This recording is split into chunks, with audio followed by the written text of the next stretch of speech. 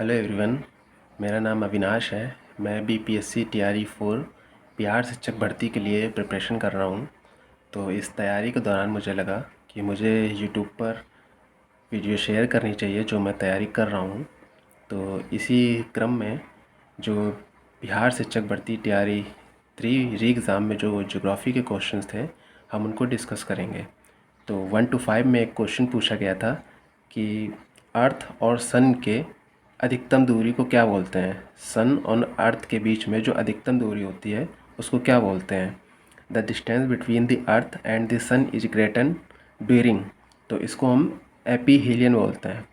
एपीहीलियन, इसको हम अपसौर भी बोलते हैं। हिंदी में इसको हम अपसौर भी बोलते हैं। अच्छा, ये क्यों बोलते हैं? इनके बीच की जो दूरी होती है, सन और अर्थ, ये अर्थ में हो गया और ये सन हो गया।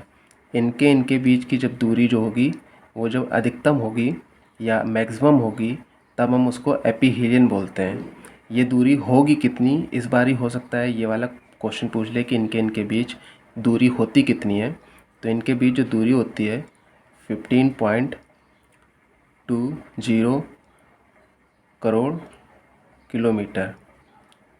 15.20 करोड़ किलोमीटर। और ये होता कब है, ये एपीहीलियन होता कब है? तो ये होता है 4 जुलाई को। कब होता है? 4 जुलाई को। हो सकता है इस बार ये पूछा गया, इस बार ये हो सकता है डेट पूछ ले कि कब होता है। तो आपको ये डेट भी याद रखनी है कि ये 4 जुलाई को होता है।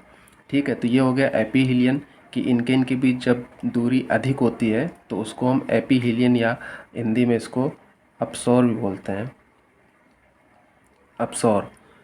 तो इसकी दूरी कितनी होती है? 15.20 करोड़ किलोमीटर होती है।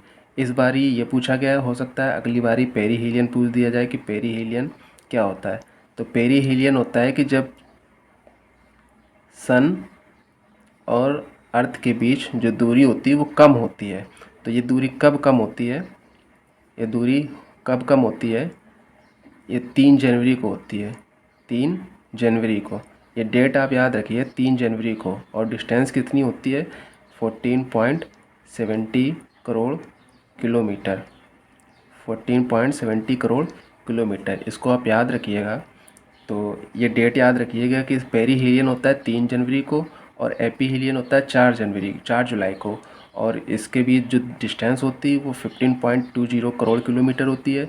और पेरीहीलियन में जो डिस्टेंस होती है वो 14.70 करोड़ किलोमीटर होती है। ये सारा जो डाटा है ये एनसीईआरटी के अकॉर्डिंग है, ये और किसी बुक का नहीं है, ये एनसीईआरटी के हिसाब से मैं बता रहा हूँ। तो और ये 3 जनवरी को होता है।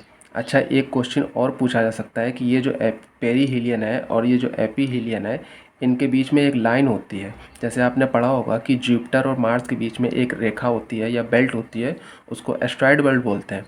वैसे ही इनके बीच के भी एक लाइन या रेखा होती है, उसको हम एप्साइड रेखा बोलते हैं। क्या बोलते हैं? एप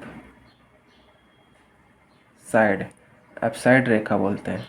तो इसको भी आप याद रखिए कि ये पूछा जा सकता है, क्योंकि इसके आसपास के जो भी मैंने कहा जो भी क्वेश्चन होंगे वो मैं आपको बताने की कोशिश करूँगा।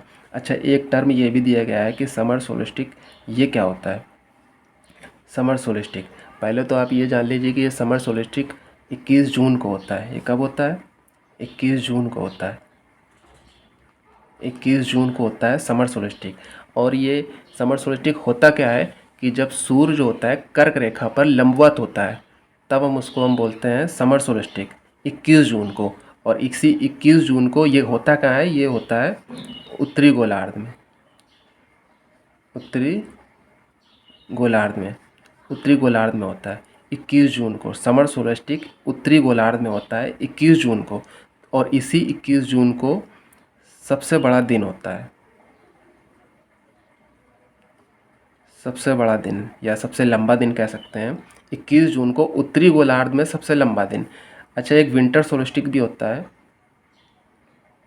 विंटर सोलिस्टिक, विंटर सोलिस्टिक ये कब होता है?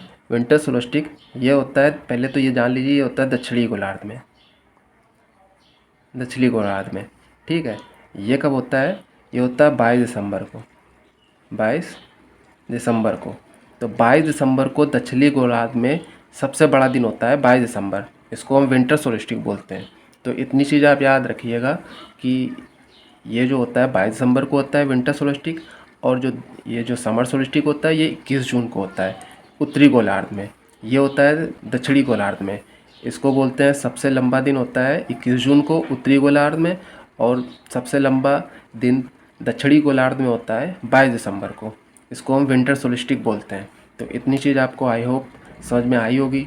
पेरीहीलियन एक बार मैं फिर से बोल देता हूँ, पेरीहीलियन जो होता है वो सन और अर्थ के बीच जो डिस्टेंस होगी वो मिनिमम होगी, यानी कम होगी कितनी दूरी, 14.70 करोड़ किलोमीटर होगी।